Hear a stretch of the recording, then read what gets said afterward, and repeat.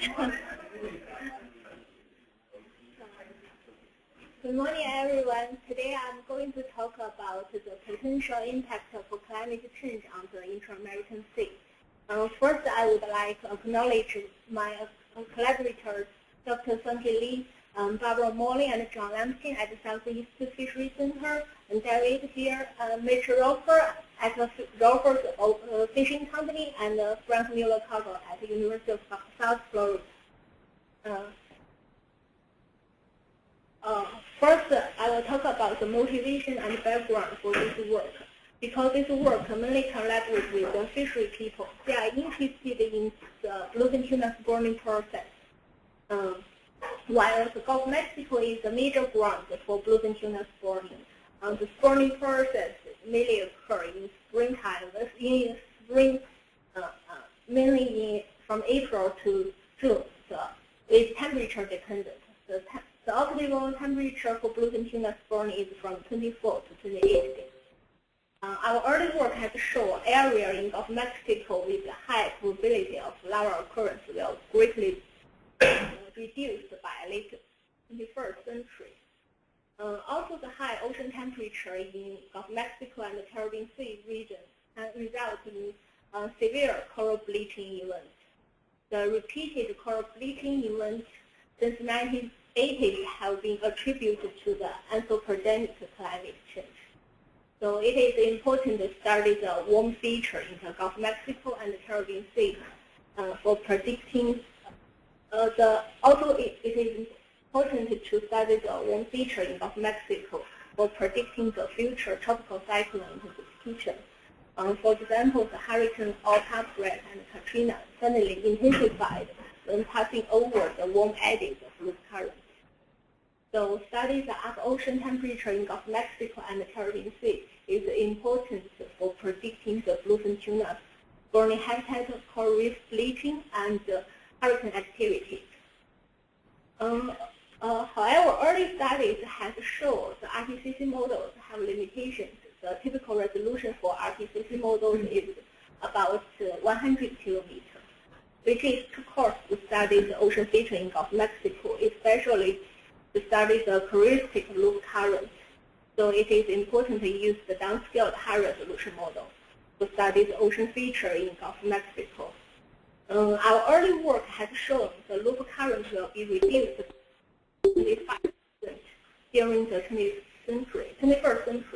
The reduced loop current and the associated weakening of warm loop current eddies will have a cooling impact on Gulf of Mexico, particularly in the northern basin. This is the outline. First, we will talk about the impact of anthropogenic climate change on the Intra-American Sea. This work is mainly an update of our 2012 work. Also, because the 75 climate models doesn't include the natural climate variability, here we also consider the impact of the natural climate variability. The result for these two parts is summarized in this GMS paper. Today I will talk about the climate impact on the Atlantic bluefin tuna and the skipjack tuna adult and the larval habitat. And this is mainly a collaborative work with Barbara Morley and John Lampkin in Southeast Fisheries Center. As a result, it is summarized in this paper. First, I will talk about the impact of anthropogenic climate change on the Intra-American Sea. Here we conduct the downscaled MOM simulation, the JFDL modular ocean model, under 75 derived forcing, under 3 scenarios: historical scenario, RCP 4.5 scenario, and RCP 8.5 scenario. The RCP 4.5 scenario is the medium low CO2 emission scenario, and the RCP 8.5 is a high CO2 emission scenario. Here I just briefly introduce the methodology. There are 3 steps. Step 1 is model weighting process. 1875 climate models is used here. We first rank and weight the 75 climate models based on these 4 indexes. the temperature at the surface 100 meter and 200 meter in Gulf of Mexico and the Caribbean Sea. Also, we use AOML at 30 knots as an index. The second step is prepare the semi-5 derived forcing initial and boundary condition and calculate the weighted ensemble average to force the downscaling model. Then we conduct the dynamic downscaling simulation under semi-5 derived forcing initial and boundary condition. And this simulation is run from 1900 to 2100 a year. Then we look at the result. This figure shows the phasing average SST in Gulf of Mexico from 1900 to 2100 a year. This shows the historical scenario. Blue line shows Arctic 4.5 scenario, and red line shows under Arctic 8.5 scenario.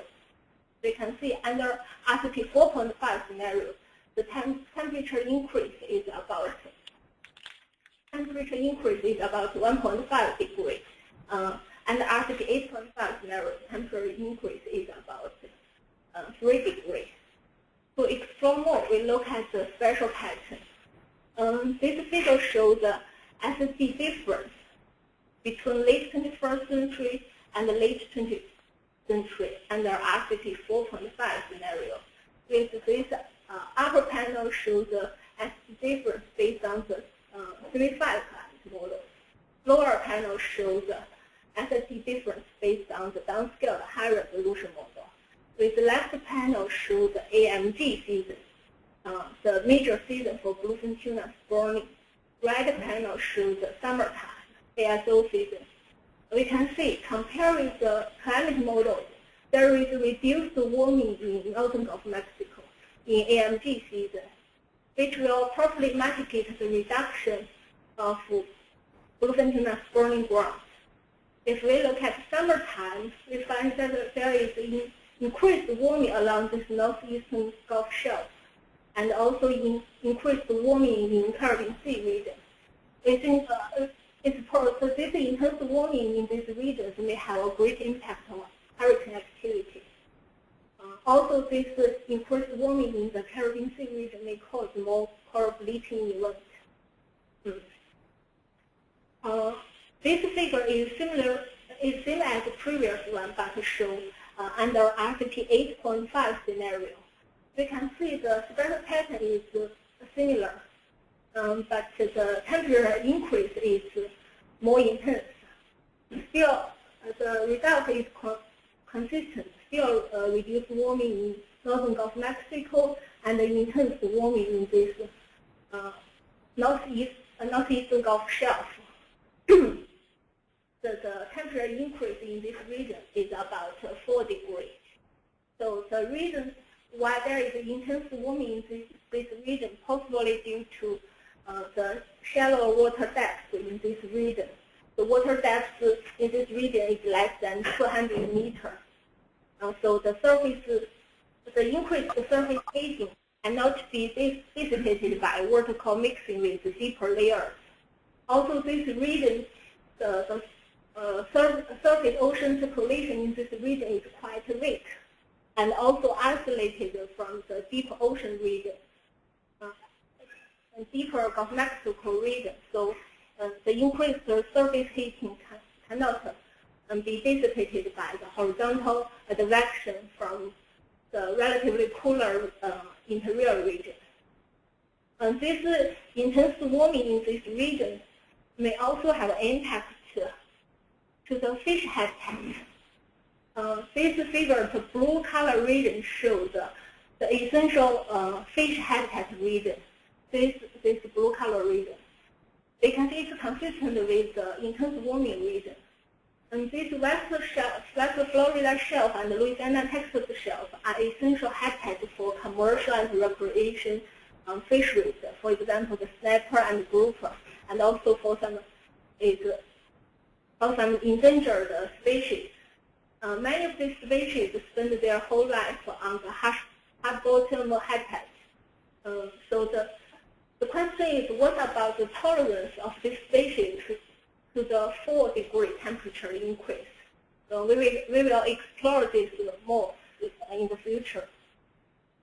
Also, this region is also this Louisiana Texas Shelf region is also known as the second largest region of hypoxia. Hypoxia means depletion of oxygen. In this region, the concentration of dissolved oxygen reduced to a level that cannot support the living organism. So, as this figure shows, the bottom dissolved oxygen in the Louisiana Texas Shelf. We can see in summertime, we can see the dissolved oxygen value reduced to almost zero.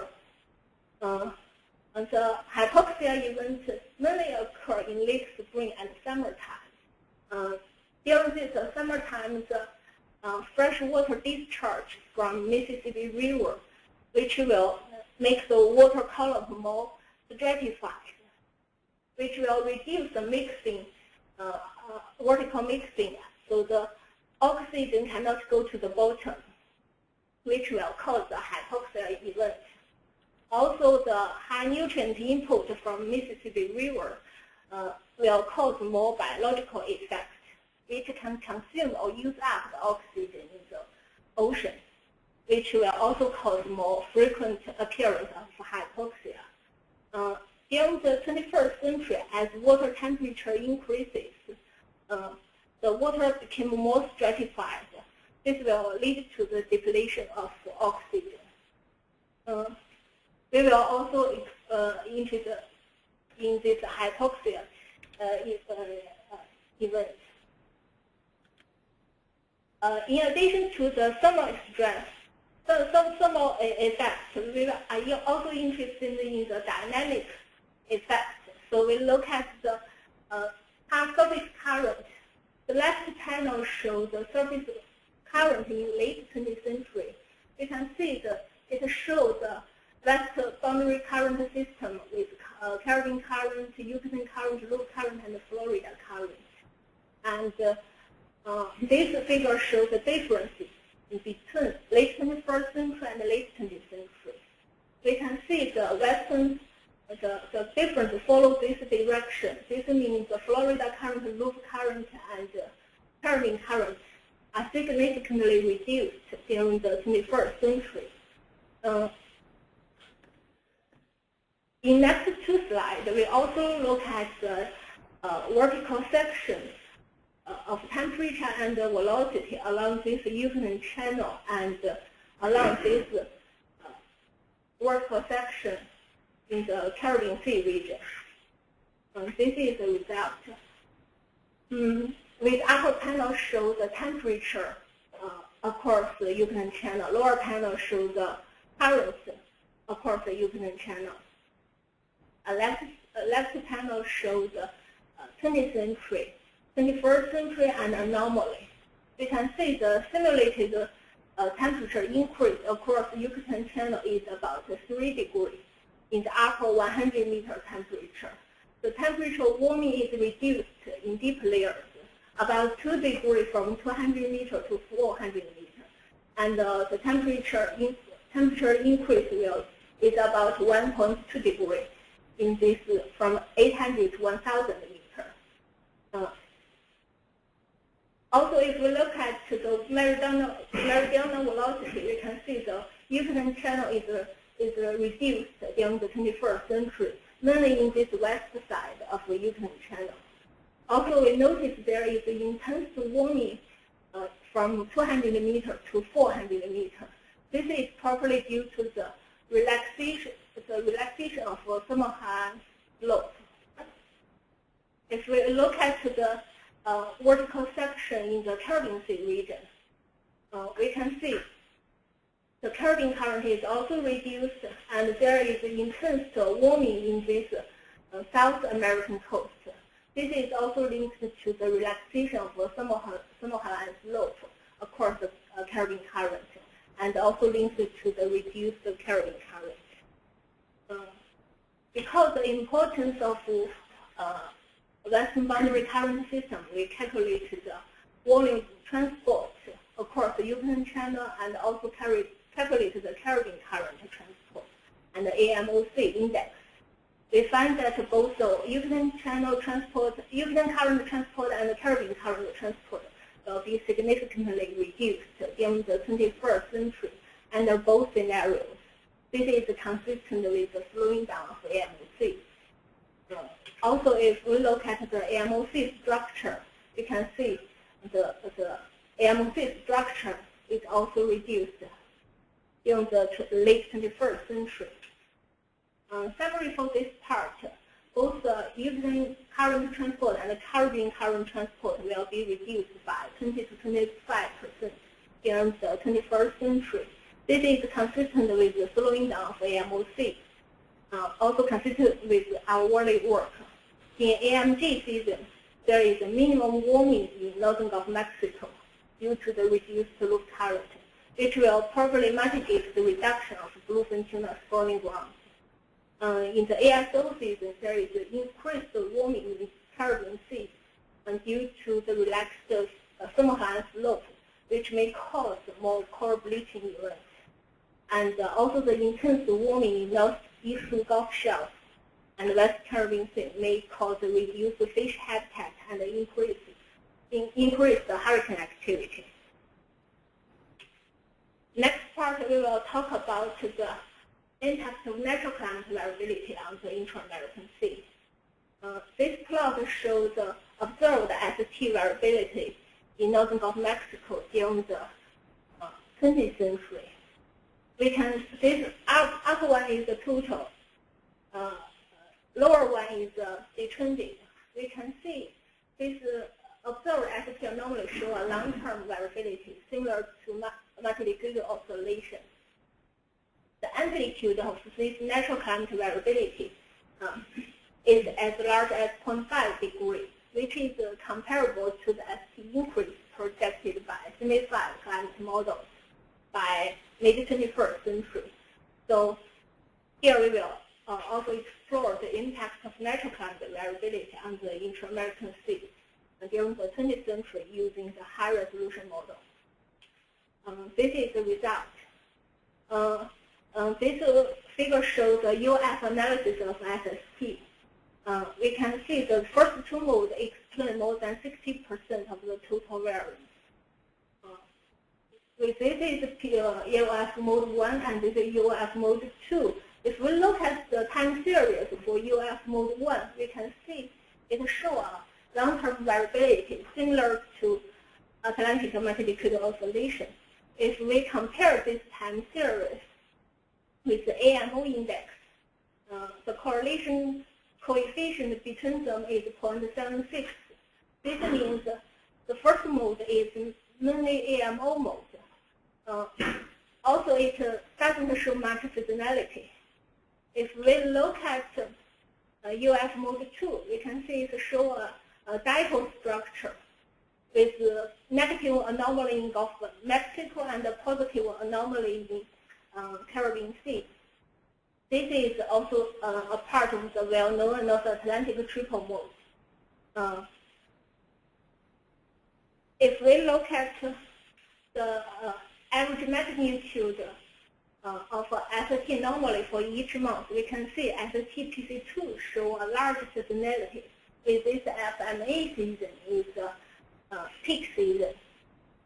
We think this large variability in this FMA season is due to the surface heat flux accumulated in previous months. So we regress the surface heat flux in the DGF season onto the SST PC2. This is what we get. We can see the negative heat flux explain very well about the dipole structure with negative anomaly over Gulf of Mexico and positive anomaly in the Caribbean Sea. If we look at the individual component, we can see the latent heat flux is the main contributor. We also regress the wind stress onto the ST PC2. We can see that there is, over the Gulf of Mexico, there is northerly wind, which can bring cold, drier air from the continental U.S., which will lead to the surface latent cooling over the Gulf of Mexico. Also for the Gulf of Mexico region, we can see the westerly wind anomaly, which will lead to the weakening of the trade wind, and also the surface latent cooling, and this will warm the Caribbean Sea region.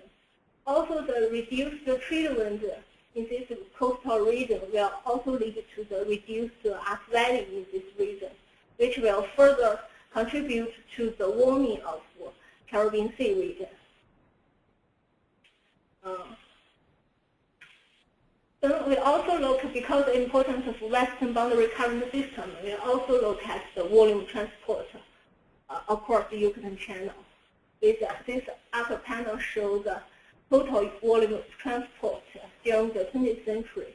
We can see it shows a long-term variability, also show a rising trend there. The mean value during the late 20th century is about 19 severe drop. It's smaller than the observed estimate. If we use the partial linear regression divide the total volume transport, it can be divided into 3 terms. The first term is the wind-driven gyre component.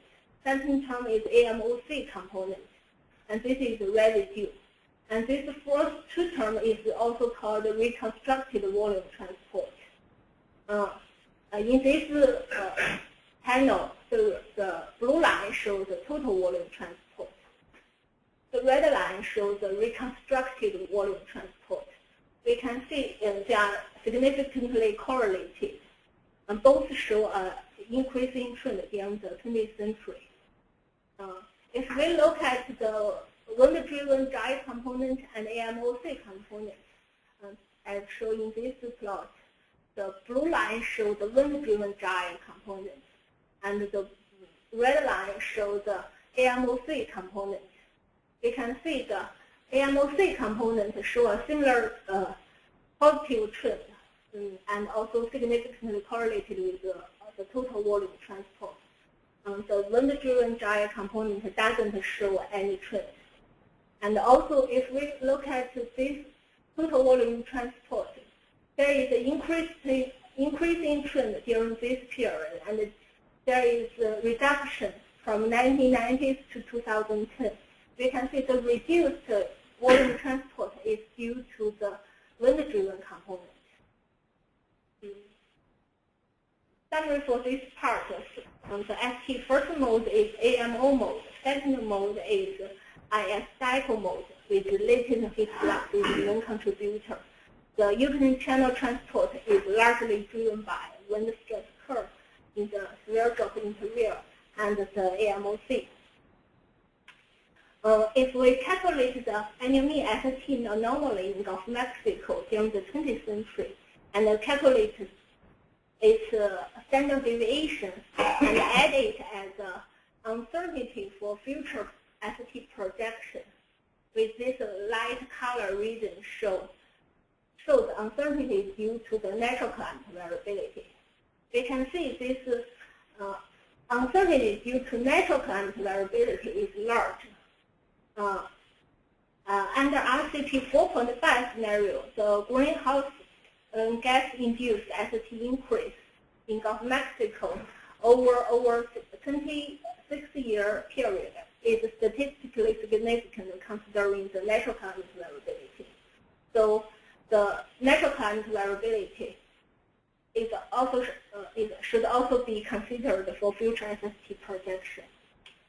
This is the ST for Caribbean Sea region, and the conclusions draw for Gulf of Mexico is also applicable for the Caribbean Sea region.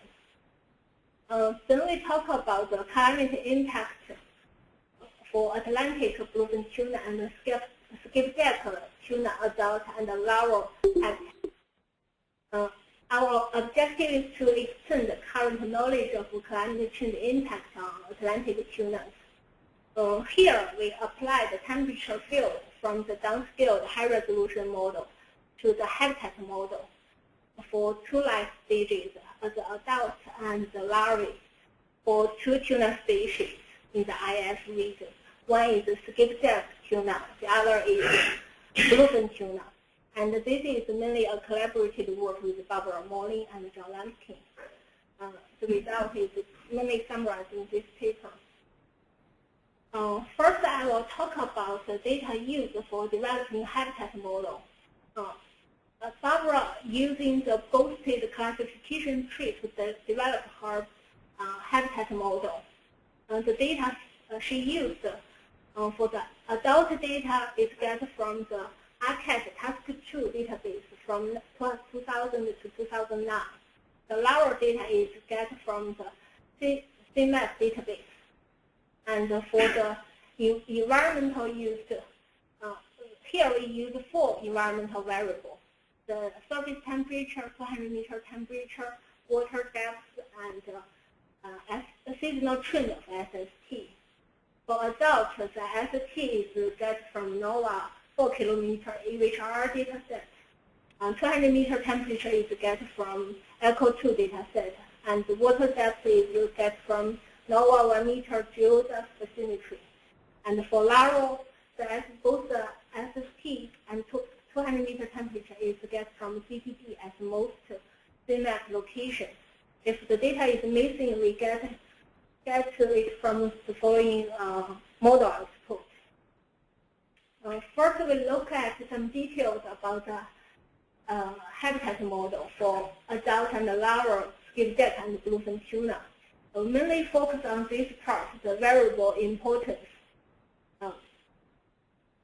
The maximum value is 100. The higher the value is, it means the most important variable. For two different bluefin tuna models, we can see SST is of great importance for adult bluefin tuna and larval skipjack. 200-meter temperature is of moderate importance for larval bluefin tuna, and water depth is important for bluefin for adult model, including adult bluefin tuna and adult skipjack. And the SST trend is more important for bluefin tuna than skipjack models. Then we look at the probability of occurrence against the 4 predictor variables. The 4 predictor SST, 200-meter, water depth, and seasonal trend of SST.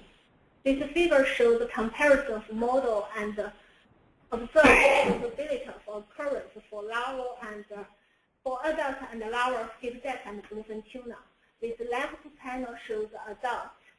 The right panel shows the larvae. The line with circles shows the bluefin tuna. The line with diamonds shows the skipjack. We can see the adult skipjack show a positive response to the increasing ST, but for the adult bluefin tuna show a negative response if the ST is greater than 24 degrees. For adult bluefin tuna, for larval bluefin tuna, they peaked in the optimal temperature from 24 to 28 degrees.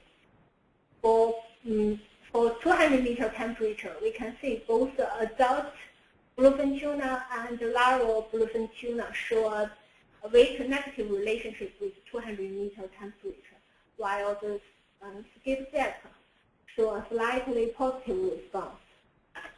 For water depth, we can see the adult skipjack is commonly recorded where the water depth is between 2,000 and 3,000 meters.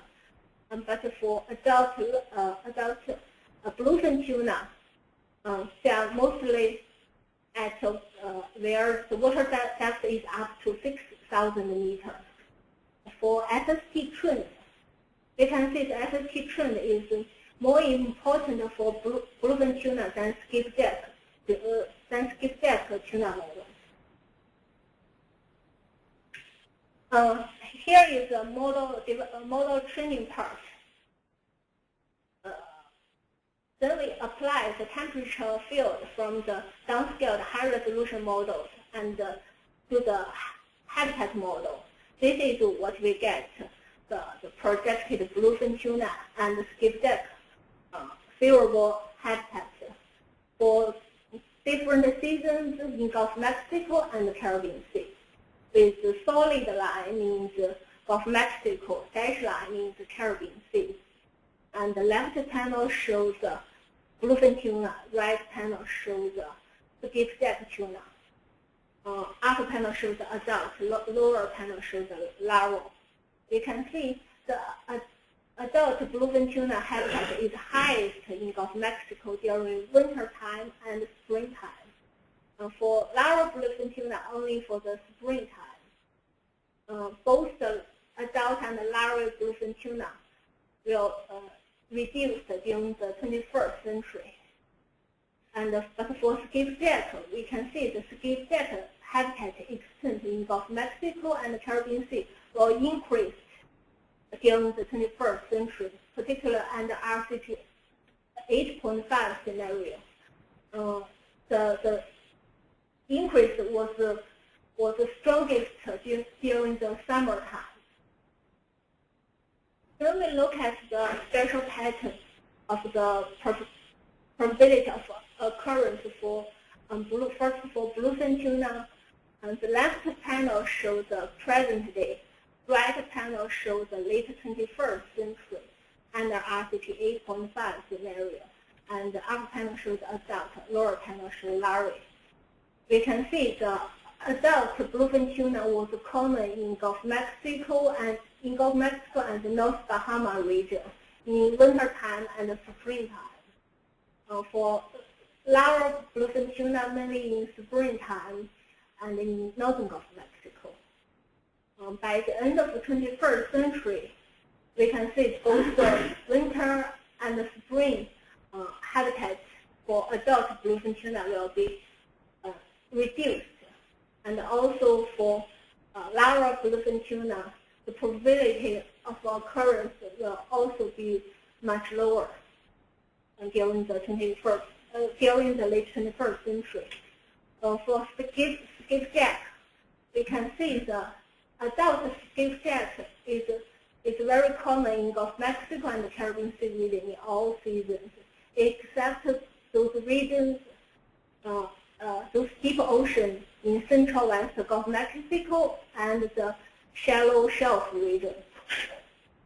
For the larval skipjack, in wintertime it's very rare, but are found in most of the locations during springtime and summertime. By the end of the 21st century, we can see there is a general expansion of adult and larval skipjack habitat in all seasons, especially in the Caribbean Sea region. When we look at the probability of occurrence for larval bluefin tuna, based on the temperature values from the low resolution model and the downscaled high resolution model. This is shows using the temperature from the low resolution model, and this is shown using the downscaled high resolution model under RCP 4.5 scenario, and this is for RCP and RCP 8.5 scenario. And with left panel shows mid 21st century, right panel shows the late 21st century. You can see the greatest difference is found here. And the RCP 8.5 scenario during the late 21st century, with a projected probability of occurrence greater than 20% in northern Gulf of Mexico is 4.5% here, and 11 for low resolution model, and 11% for this downscaled model. Also, the downscaled model and RCP 4.5 scenario provide the most favorable habitat, and here the low resolution model and RCP 8.5 scenario show the least favorable habitat.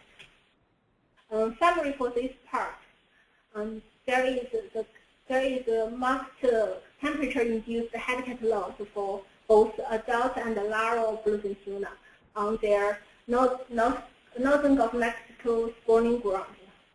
In contrast, the habitat, the skipjack habitat tends to increase as temperature warms. The climate change impact on highly migratory Atlantic tuna species are likely to be substantial but strongly species specific. Future work, we will continue to complete the simplified downscaling of biochemical processes. We will also explore the climate impact on dissolved oxygen in Gulf of Mexico. The 200-meter dissolved oxygen will be later used to update the future projection of bluefin tuna spawning habitat. Also, we will explore the target region in Gulf of Mexico and the Caribbean Sea, where the ecosystems are particularly vulnerable to future climate change. We will narrow down our focus on these regions, particularly in West Florida Shelf, Texas Louisiana Shelf, and also the Greater Bahama region. Because we collaboratively work with Van Hoedenk in OCED division, and by using the downscaled climate models, we find there is a severe coral bleaching event during the 20th century in the Bahama region. So we will also look at this region. That's all. Thank you.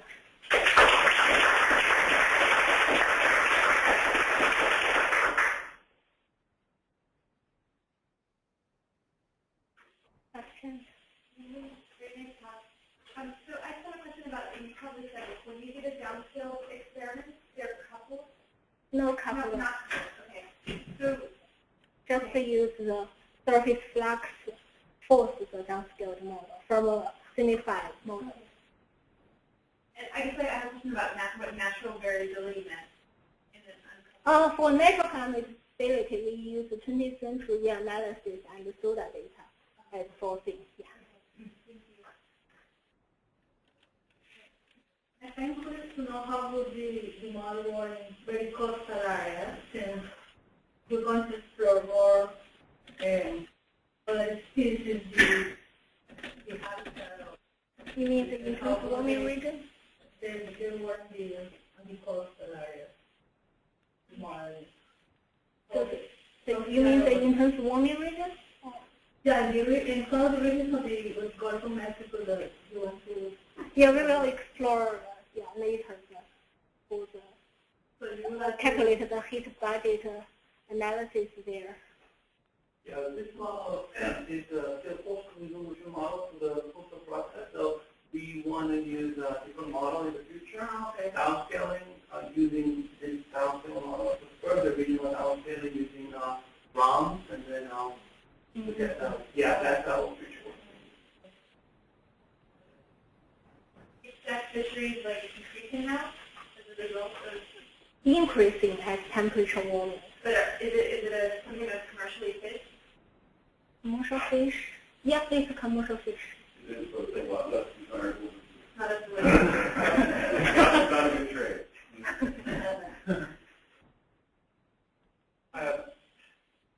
There's you may not know this about Barbara's model, but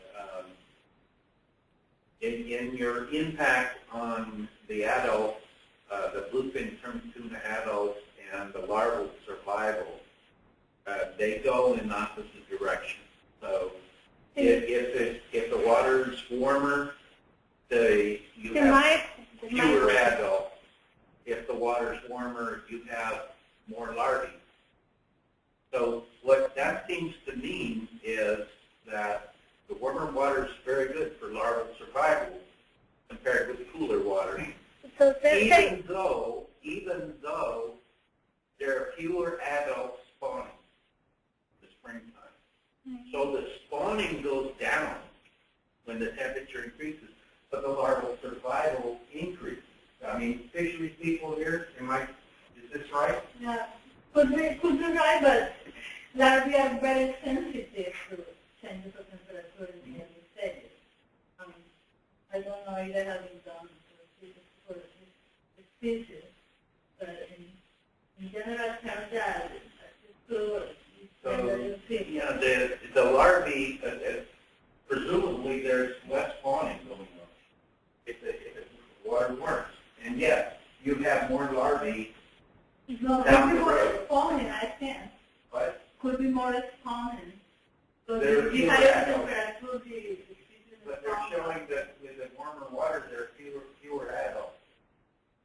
If there are fewer adults, the spawning would be less. Yep. Yeah, but I think maybe the relationship with the spawning temperature. What is the spawn Okay. more at a higher temperature? It just seems to me like there's an interaction going on between what's happening with the adults and what's happening with the larvae. I'm not sure what that is, but I don't know if her model takes into account the interaction or whether the model is based on a separate consideration of what's happening with the adults and the larvae. If those two things are interacting, then you would want the model to interact them too. Yeah. Yeah, her model is a statistical model only. Yeah, using the four environmental variables to classify which one is more favorable for tuna.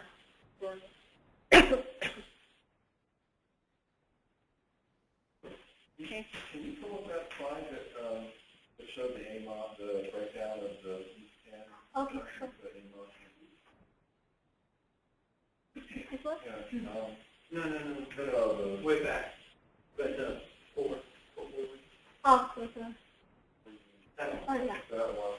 So I didn't quite understand how did you determine what parts were MLC and SAR components? Did you use the AOML index? Yeah, I use the AMOC index.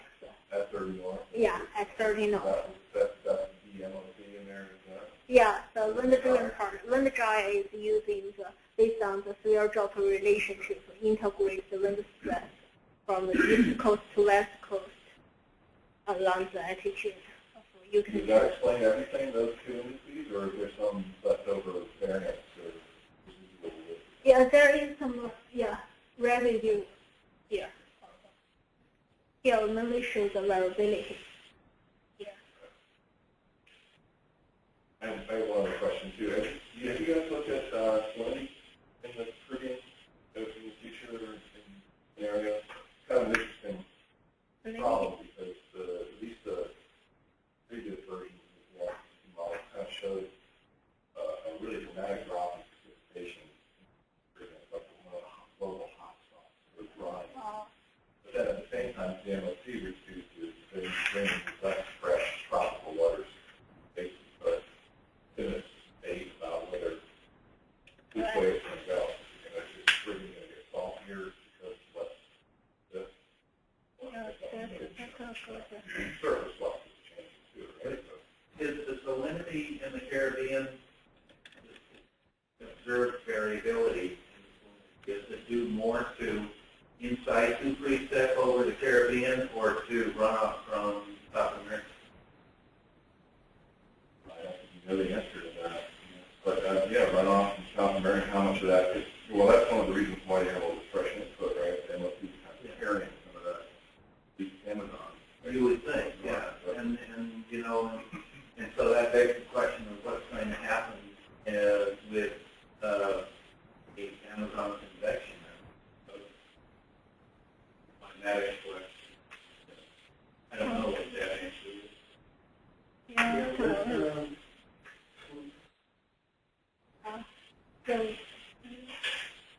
Yeah, I think that's very interesting. Yeah, that's we haven't really looked at salinity. salinity, yeah. Good idea to take a look at it.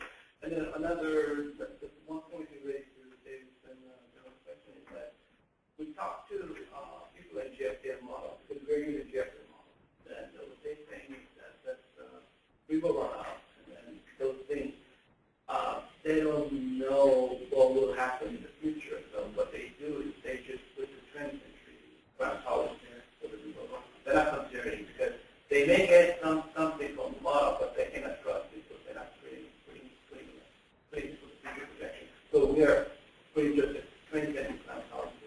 river analysis. So that saves in 150. The AO GCM from AR5. Right. They generate precip anomalies. Yeah. Right. Yeah. We have a rainfall anomaly that is more dry in the Caribbean than the river runoff. That we don't need to. Because that's so complicated. The math problem. Yeah, but if you're going to try and attack the problem of dissolved oxygen in the future, I think you need to get precip over North America in order to integrate the precip and give you river runoff into the Gulf. Yeah, that's future. That's a big factor, I think, in the dissolved oxygen is how much nutrients are coming off of the continent. Yeah, that's very important for the intense So warming you need to region. look at the CMET5 atmospheric model output. Yeah.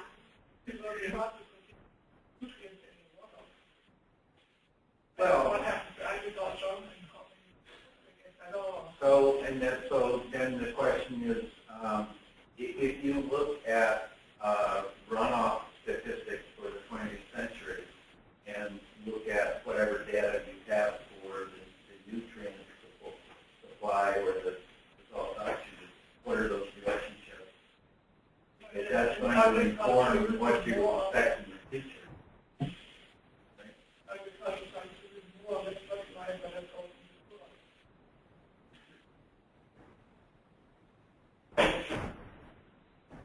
But it also could be an issue of just increasing warming with evaporation that might affect it. So another thing I was thinking when I was looking at your plots, you showed the decrease in local transport in the Caribbean. Yeah. It shifts more from east to west to east. And I was curious to know if any kind of atmospheric drivers have been identified that might contribute over time to that kind of weakening of the low-level dead of that area. So you mean here, right? If you go up a couple goes earlier, it's pretty early. We had some vector slides. Oh, you mean surface current one? Yeah, I think. Correct, right. So the right panel. Yeah, so the reduction. Or towards the South Caribbean, yeah. You have a reduction there, or almost like a reversal. Yeah, so difference is. Yeah, I was wondering, have you guys noticed or considered the circulation changes that would, with global warming in these scenarios that may impact that change? How this thing will affect the atmosphere. So we noticed there's a change in current from the left panel to the right panel, but have there been any explanations provided in terms of circulation that might derive this change? Oh, this is the main thing that this is the MOC. part of the MOC, yeah. So Because, this is the upper range of the Atlantic. overturning. Yeah. But so you completely ruled out any sort of changes in local atmospheric circulation that could impact, because as you know, if you look at the left, the Caribbean low-level jet greatly enhances that transport to the Southern Caribbean. And so is there a change in, say, for example, the Caribbean low-level jet that may impact this current in addition to the other things? It's just hard to tease out the atmospherics from it. So when you look at 25, 23, old versions, that there's a paper and the information around class policy saying that everything will increase in the future.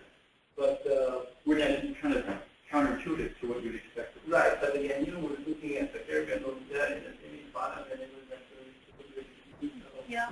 that's why we didn't do this. Yeah. Over here, there's some Yeah. If the low jet is stronger, that might account for why the differences are weaker on that area. But in any case, the amount of reduction in the IES transport is very similar to the amount of reduction in the AMOC.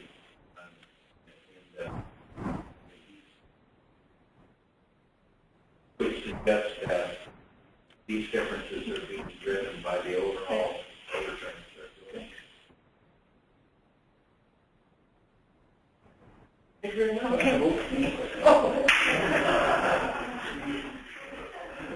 has been shown that none of the IPCC, the latest IPCC models, reproduce the bottom water formation, especially the southern ocean, correctly. And that's like a major drive for the AMC, at least the southern component of the ocean. So how do you expect that to impact your results? So I know it's like a, you talk a lot about the influence of MOC on the circulation, and that will drive most of your conclusions. But how do we know that it's not modeling one of the processes? Yeah, actually, that's a really good question. And then our downscaling model actually cut that 20 degrees down and covers all the way to the 65 north. 65 north and everything. And then my understanding is that the reduction of the MOC for the future is mainly driven by the Arctic sea melting and the reduction of the salinity and the reduction of the overtraining. That's what is happening. And then for the Southern Ocean, I know that the global warming is will increase the westerlies. That may lead to the increased MOC, so there could be some sort of compensation. But like you're saying, the IPCC model doesn't really address what happens. That's a big question. How that changing the wind affects the, you cannot address it without. All right.